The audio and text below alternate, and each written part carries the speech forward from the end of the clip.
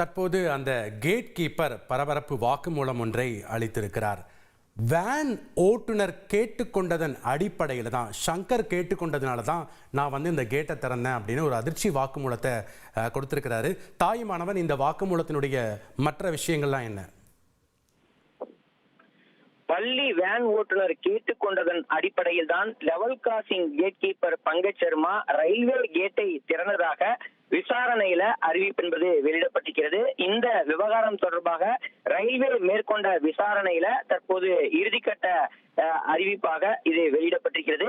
குறிப்பாக ரயில் வருவதாக சிக்னல் கிடைத்தவுடன் உடனடியாக ரயில் கேட்டை மூட வேண்டும் என்பது விதியாக இருக்கக்கூடிய ஒரு சூழல்ல அந்த ரயில்வே கேட்டை மூடுவதற்கு அந்த கேட் கீப்பராக இருக்கக்கூடிய பங்கஜ் சர்மா முயன்றதாகவும், அப்போது சரியாக அந்த லெவல் கிராசிங்க்கு அருகாமையில வந்த அந்த சம்பந்தப்பட்ட தனியார் பள்ளி பேருந்தானது பேருந்துடைய ஓட்டுநர் கேட்டுக்கொண்டதன் அடிப்படையில தான் இந்த கேட்டை மீண்டும் திறந்ததாக தற்போது அறிவிப்பை வெளியிடப்பட்டிருக்கிறது.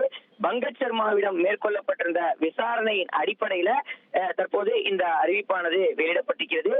ரயில் வருவதாக சிக்னல் கிடைத்தால் உடனடியாக ரயில்வே கேட்டை மூட வேண்டும் என்ற விதியை கேட் கீப்பர் மீறியதன் அடிப்படையில தற்போது அவர் பணி நீக்கம் செய்ய உத்தரவிடப்பட்டிருப்பதாகவும் ரயில்வே தரப்புல அறிவிப்பு வெளியிடப்பட்டிருக்கிறது. பள்ளிக்கு தாமதமாகிறது, ரயில் கேட்டை திறக்குமாறு தனியார் பள்ளி வேன் ஓட்டுநர் சங்கர் தெரிவித்ததன் அடிப்படையில் தான் gate keeper Pankaj Sharma level crossing கேட்டை திறந்ததாக ரயில்வே விசாரணையில தற்போது அறிவிப்பானது வெளியிடப்பட்டிருக்கிறது.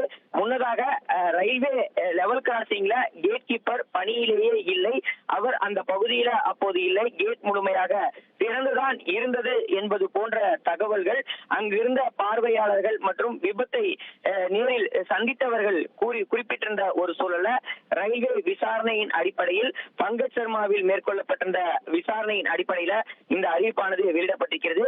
மேலும் உயிரிழந்தவர்களுடைய குடும்பத்திற்கு ரயில்வே தரப்புல 5 லட்சம் ரூபாய் நிவாரணம் அளிப்பதாகவும், படுகாயம் அடைந்தவர்களுக்கு 2.5 லட்சம் ரூபாய் நிவாரணம் வழங்குவதாகவும், காயமடைந்தவர்களுக்கு 50,000 ரூபாய் நிவாரணமாக வழங்குவதாக அறிவிப்பானது வெளியிடப்பட்டிருக்கிறது.